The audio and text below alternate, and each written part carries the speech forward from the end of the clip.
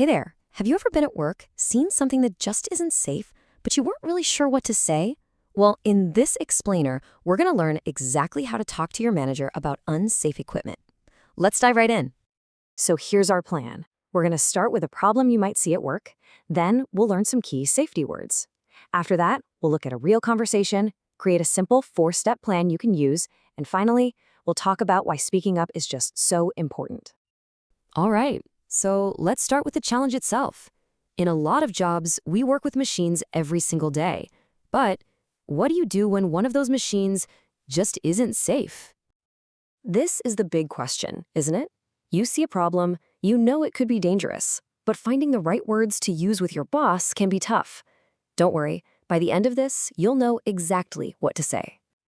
To have a good conversation about anything, you need the right words. Think of these words as your special toolkit for talking about safety. Let's get a few of these important ones down. First up is equipment. It sounds simple, but it's an important one. It just means all the machines and tools you use to do your job. Could be something huge like a forklift or even a small hand tool. Next, let's talk about breakdown. A breakdown is just when your equipment stops working right.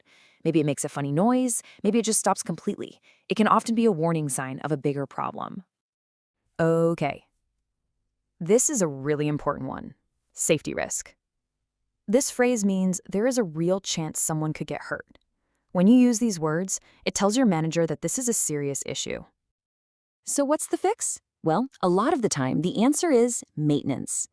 This is all the work that's done to check and repair equipment to make sure it keeps running safely and the way it's supposed to. And our last word for the toolkit is urgent. If something is a safety risk, then fixing it is definitely urgent. That means it needs to happen right now, no waiting around. Okay, so now we have our toolkit of words. Let's actually see how they work in a real conversation. We're going to listen in on an example between a supervisor and a manager. See how the supervisor starts. Very direct, very professional. He gets right to the point. I need to discuss the conveyor belt. It's a great way to kick things off.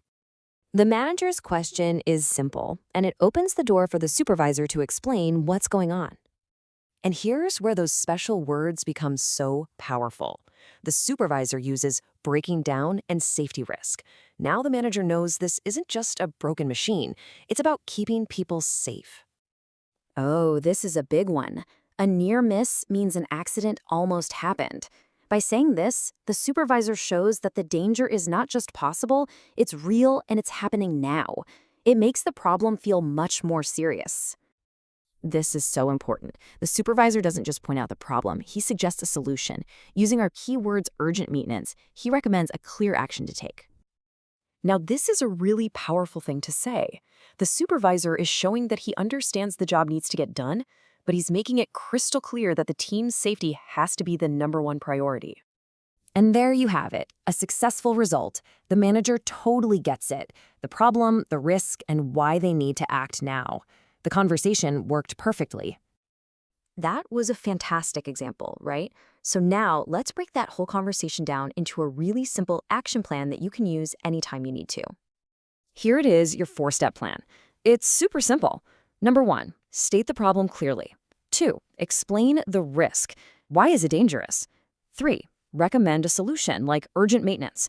And 4, confirm the plan, make sure your manager agrees that something will be done. So, we have the words and we have the plan. But before we finish, let's just talk for a minute about why this is all so important and why your role in this is so critical. I really want you to remember this. It's not the safety rules or even the machines that really keep a workplace safe. It's the people. Your voice, when you decide to speak up about a problem, is the most powerful safety tool you have. That's all it takes, just one person to notice a problem and say something. Just one person, someone just like you, can stop an accident before it starts and help make sure everyone gets to go home safe at the end of the day. When you really think about it, the choice is pretty clear. Your action, your decision to speak up, can stop an accident from happening. But being silent, well, that can allow it to happen. It's a simple choice, but a very important one. So, we've covered a lot today. You now have the right words in your toolkit and a clear 4-step plan. The only question left is for you to think about, how will you use what you've learned to help keep your workplace safe?